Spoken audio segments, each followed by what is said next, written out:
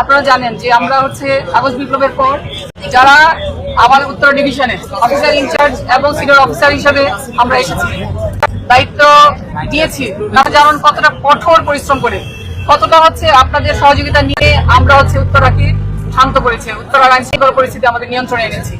তো আজকে গতকাল যেটা হয়েছে সেটা আমাদের যে প্রফেশনাল লাইফ আপনারা জানেন, সেটার জন্য আমাদের সবচেয়ে বড় ডিসক্রেডিট হচ্ছে এগুলি, যে আমরা এই ধরনের ঘটনাকে আমরা কিন্তু সামাল দিতে পারিনি। আমরা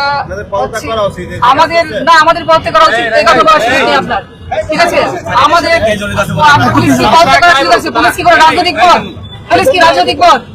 পুলিশ করে রাজনৈতিক পথ না। আপনি শান্ত হন।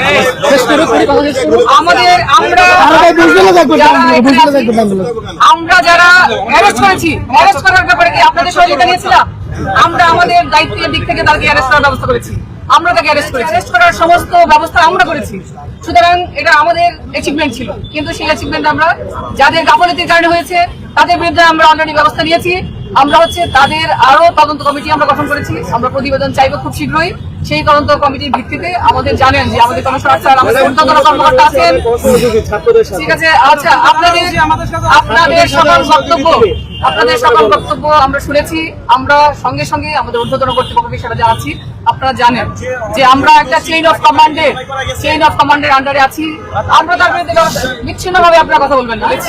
প্রাথমিকভাবে যার দায়িত্ব ছিল তাকে আমরা সাময়িক বরখাস্ত করেছি, এবং হচ্ছে এই পুরো ঘটনায় কার কার গাফিলতি ছিল সেটার জন্য আমরা তদন্ত প্রতিবেদন দেওয়ার জন্য বলেছি। সেটা হলেই আমরা ব্যবস্থা নিই। এটা তো আমাদের চেইন অফ কমান্ড অনুযায়ী একজনকে দায়িত্ব দেওয়া ছিল, তার অবহেলা তো প্রাথমিকভাবে প্রমাণিত হয়েছে, নাকি আপনাদের এই ব্যাপারে সন্দেহ আছে? ঠিক, আমরা তো প্রতিবেদন দিতে বলেছি, সেখানে তার দায়িত্ব থাকলে তাকে তো দায়িত্ব নিতে হবে। আপনারা যারা অফিসার ইনচার্জ, সেই তো এই থানার হচ্ছে সর্বোচ্চ কর্তা, তার অবহেলা যদি সামান্যতম পাওয়া যায়, অবশ্যই তার আপনারা প্রতিবেদন দেওয়ার পরে যদি সন্দেহ হয় তখন কথা বলতে হবে, তাই না? তাকেও তো জাস্টিস দেওয়ার সুযোগ দিতে হবে, ঠিক আছে? আপনারা যদি তাদের বিরুদ্ধে কোনো সদস্যের বিরুদ্ধে আর্থিক অনিয়মের কোনো প্রমাণ পান, প্রাথমিক সন্দেহ, সেটা অবশ্যই আমরা বারবার আমরা যে মিটিং করছি সে মিটিং এ কিন্তু বলছি। আপনাদের তো নানা ধরনের ফোরাম আছে, আপনারা এই যে যেখানে যারা আছেন প্রত্যেকে বলতে পারবেন যে আমার সঙ্গে আপনাদের কথা বলার সুযোগ আছে, আপনার টেক্সট করার সুযোগ আছে, সবভাবে আমার কাছে রিচ করার সুযোগ আছে। তাহলে আপনারা সেটা জানাবেন। এটা আমাদের না, এটা কথা বললে আমাকে বলতে হবে যেভাবে অভিযোগ করেছেন। আপনি বলবেন আপনি এখনই আমার সঙ্গে থানায় যাবেন, এখনই আপনি বলবেন কবে আপনি একজন সদস্যের বিরুদ্ধে অভিযোগ করেছেন, আমরা ব্যবস্থা নেইনি, ঠিক আছে? তো ধন্যবাদ সবাইকে, আমাদের কাজ করতে দিন। আজকে আপনারা জানুন 3 কার্যদিবস, আমি তো অফিসিয়াল চিঠির কথা বলছি, আমরা অফিসিয়ালি সেটা জানতে চেয়েছি, এটা তো আপনাদের দাবি, তাই না? আমাকে স্বরাষ্ট্র মন্ত্রণালয় থেকে জানানো হয়েছে যে হচ্ছে উত্তরা পূর্ব থানায় নাকি শিক্ষার্থীরা খুব বাজে আচরণ করতেছে। আমাকে 7-8টা নাম দিয়েছে যে এরা একটু প্লিজ, আমি যেহেতু ডিসি আছেন ওনাকে মাধ্যমে ওনার সামনে বলতেছি যে স্বরাষ্ট্র মন্ত্রণালয় কেন এই মিথ্যা ইনফরমেশনটা গেল এই ধরনের, এবং আমি যখন আইজিপি স্যার আমাকে যখন বলছে যে হচ্ছে শিক্ষার্থীরা খুব খারাপ আচরণ করতেছে, যার ফলে উত্তরা থানার ছেড়ে থানার পুলিশ সদস্যরা চলে যাবে, সুতরাং আপনি একটু গিয়ে দেখেন। আমি এখানে এসে তারপরে যেটা জানতে পারলাম যে 10-12 জন গিয়েছে, গিয়ে কথা বলছে, 10-12 জনের ভয়ে কি পুলিশ সদস্যরা পালাইয়া যায়? আরে আপনার পুলিশ সদস্যরা, আমি বলতেছি সেই ধরনের রিপোর্ট কেন হচ্ছে হোম মিনিস্ট্রিতে যাবে, যেটা শিক্ষার্থীরা করেই নাই। শিক্ষার্থীদের ইমেজটা সেই জায়গায় নষ্ট হয়েছে। আমরা আমরা আইন শৃঙ্খলা নিয়ে আমাদের একটা মিটিং হয়, আমরা বসি, এখন যখন হচ্ছে আমাকে বলে যে আমাদের শিক্ষার্থীরা এই ধরনের আচরণ করছে, আমার তো বিশ্বাস হয়ে যায় যে হচ্ছে যেখানে আবার হচ্ছে এখানে আসার পরে আপনারা যেহেতু হচ্ছে এত বড় একটা ঘটনার পরে হয়তো আপনাকে আপনার মাধ্যমে কতটুকু হবে জানি না, আমি এখানে মিডিয়ার সামনে বলছি এই তদন্ত কমিটি কখনো এক সদস্যের তদন্ত কমিটি এটা প্রতিবেদন দিবে না 3 কার্যদিবস আরো লং টাইম। আপনার সাথে সাথে যদি হচ্ছে যারা ওই থানার ওসি রুম থেকে যে পালিয়েছে, ওসি থাকা অবস্থায় এটা সঠিক তদন্ত হবে বলে আমার মনে হয় না। এটা নিয়ে আমি এটা মূলত হচ্ছে বাচ্চাদেরকে মোয়া দেখানোর খেলা করতেছেন আপনারা।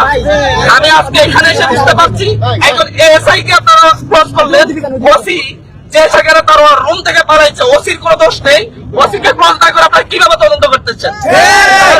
তার উপর স্বরাষ্ট্র মন্ত্রণালয়ে স্টুডেন্টদের ব্যাপারে মিথ্যা প্রপাগান্ডা কেন পৌঁছানো হয়েছে, এই 2টা বিষয় মিলাইয়া আপনি আশা করি ডিসি মহোদয় এই জায়গা থেকে দুইটা কথা বলবেন। রিপোর্ট দিব, এটা তো এক ধরনের আমাদের উপরে কি করা, এই ধরনের তথ্য মনে করুন বাজে বিহেভিয়ার কি ব্যাখ্যাটা কি, বাজে বিহেভিয়ারের সংখ্যাটা কি, এটা এক একজনের কাছে এক এক সংজ্ঞা, তাই না? কারো কাছে আনরোলি কেউই দেয়নি। আপনারা কাকে কাকে রিপোর্ট করেছেন আমরা খুঁজে বের করতে পারবো?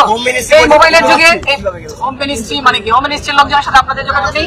আমাদের কথা জানাবো। আপনারা শুধু আপনারাই আছেন।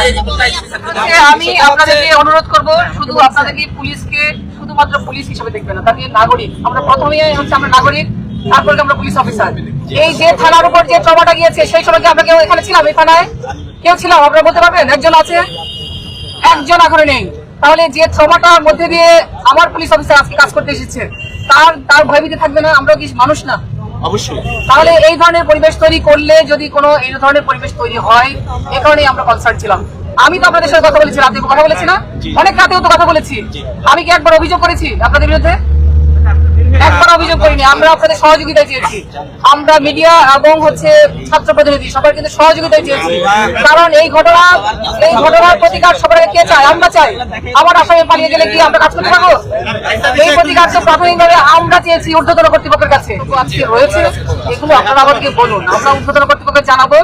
এবং আপনারা যে এখানে জমায়েত হবেন, আমাদের ঊর্ধ্বতন কর্তৃপক্ষ কিন্তু বলেছিলেন যে এটা যেন না হয়, কিন্তু আমি হতে দিয়েছি। আপনারা যারা এখানে আছেন ছাত্ররা জানেন, আপনারা যা কিছু করতে যান আমি কিন্তু এটা এগেন্সে থাকি না।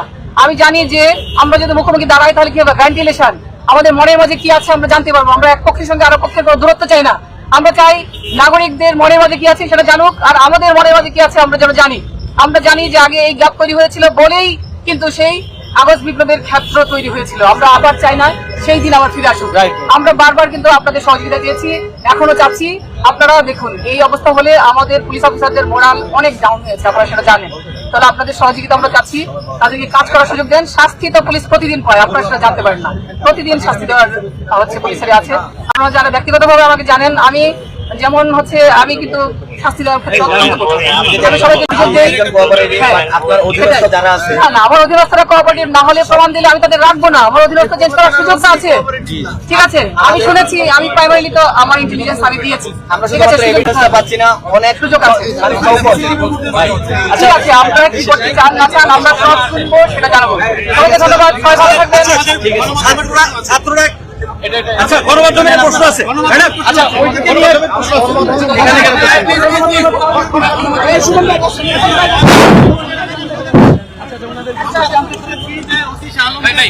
পুলিশ রেড অ্যালার্ট জারি করেছে, পুলিশের পক্ষ থেকে একটা মামলা হয়েছে। আপনাদের বক্তব্য সম্পর্কে সঠিক। এটা আসামে পালিয়ে গেলে আমাদের যে আইনি যে সব প্রক্রিয়া রয়েছে, আমাদের যেসব ব্যবস্থা নেওয়ার সুযোগ রয়েছে, আমরা তার সবগুলি ব্যবস্থা নিচ্ছি।